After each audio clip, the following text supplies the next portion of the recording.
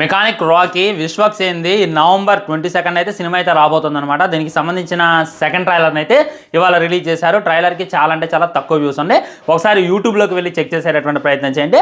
Trailer చూస్తున్నప్పుడు నా feeling చెప్పాలి అని అంటే ముందు విశ్వక్సేన్ అని నేను చెప్పినా చెప్తా చూడండి.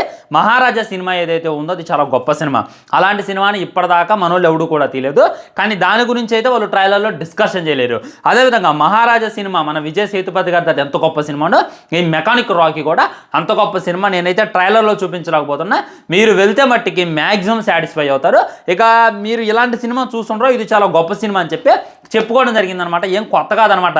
పాగల టైంలో చూసుకున్నట్లయితే మూసుకున్న థియేటర్లు చెడిపిస్తా, నేను ఒక కొత్త రికార్డ్ని ట్రైన్ చేస్తా, అది ఇది అని చెప్పి ఆయన అయితే మాట్లాడడం జరిగింది. సో ఏమవుతుందంటే నా మాట్లాడి వీడు ఇంతేలేరా, నేను ఇంతే వాగుతులేరా, నేను ఎవడు పట్టించుకోమాకండ్రా అనేటటువంటి ఫీలింగ్లోకి ఆడియన్స్ వచ్చేసారని చెప్పి గుర్తుపెట్టుకోవాలి.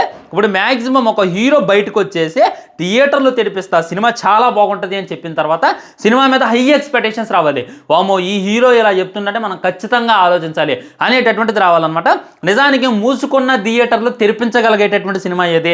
మన రాజమౌళి గారి సినిమా, మన సుకుమార్ గారి సినిమా, మన అల్లు అర్జున్ సినిమా. వీళ్ళెవరూ ఈ మాటలు చెప్పరు అనమాట. కానీ ఇప్పుడు ఉన్నటువంటి థియేటర్ని మూపించేటటువంటి సినిమా ఏది అని అంటే ఖచ్చితంగా విశ్వక్సేన్ అని చెప్తా. ఉదాహరణకి ధమ్కీ ఉంది, మరి మీ అందరికి అది ఎంత నచ్చిందో తెలియదులే, కానీ అది కూడా చాలా థియేటర్లని మూసేలా చేసిందనమాట. అదే విధమైనటువంటి హైప్ అయితే అన్న అయితే ఇవ్వడం జరుగుతుంది. ఇంకేమేది అనేటటువంటిది ఆ దేవునికి తెలియాలి, ఆ విశ్వక్సేన్కి తెలియాలి. నేనైతే సగటు ఆడియన్గా సినిమా హిట్ కావాలని కోరుకుంటున్నాను. అది సెకండరీ. అండ్ ట్రైలర్ నాకు ఏ విధంగా అనిపించింది అని అంటే ట్రైలర్ చాలా లాగ్ ఉందబ్బా. 2 నిమిషాల 20 సెకండ్లు ఎంత ఉందన్నమాట ట్రైలర్. ఏదేదో చెప్పిండు మనోడు, మెకానిక్గా పనిచేస్తుండు, ఆ తర్వాత హీరోయిన్స్తో ఫ్లడ్ చేస్తుండు, ఆ తర్వాత తన లైఫ్లో ఏందో కొత్త క్యారెక్టర్స్ వచ్చినాయి, తనకి ఏం జరిగింది అనేటటువంటి స్ట్రాటజీ అనమాట. ట్రైలర్ అయితే చాలా ల్యాగ్గా అనిపించింది. ముఖ్యంగా ఏంటంటే ట్రైలర్లో బీజం కూడా ఫుల్ బోరింగ్ అనిపించింది.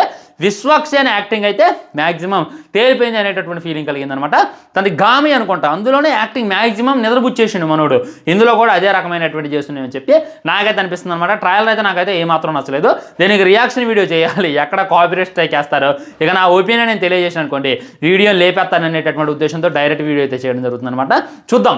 సినిమా అయితే నేను డే 1 చూస్తా. ఫస్ట్ టికెట్ తెగేది నాదే మా ఏరియాలో. అయితే సినిమా చూసిన తర్వాత ఇంకా క్లారిటీగా మాట్లాడతా. ట్రయల్ అయితే అంత అనిపించలేదు. ఇద్దరు హీరోయిన్లు ఎందుకు పెట్టారనేటటువంటిది కూడా అర్థం కాలేదు. డెప్త్ ఉంది అంటాను అన్న. సో నేనైతే హైప్ ఎక్కించుకుంటాను. ముందే చెప్తాను, విశ్వక్సేన్ అన్న బేబొచ్చమైనటువంటి హైప్తో ఉన్నాను నేను. ఈ హైప్తో అయితే సినిమాకి వెళ్తున్నా. సినిమా నచ్చలేదంటే మట్టికే నేను నచ్చలేదని చెప్తా. తర్వాత నువ్వు ఫీల్ కావద్దు. ఇంకా మీడియా ఈవెంట్లో మాట్లాడుతూ దయచేసి ఇక సెటైర్లు వేసుకుంటా, తిట్టుకుంటా, నన్ను తొక్కేస్తున్నారు, నన్ను ఎక్కేస్తున్నారు అనేటటువంటి మాట అయితే నువ్వు మాట్లాడొద్దు అనమాట. ఉదాహరణకి కిరణ్ అబ్బవరం ఉన్నాడు, తను నీకన్నా వెనకే వచ్చిండు, మరి ముందు వచ్చిండు అనేటటువంటిది సెకండరీ.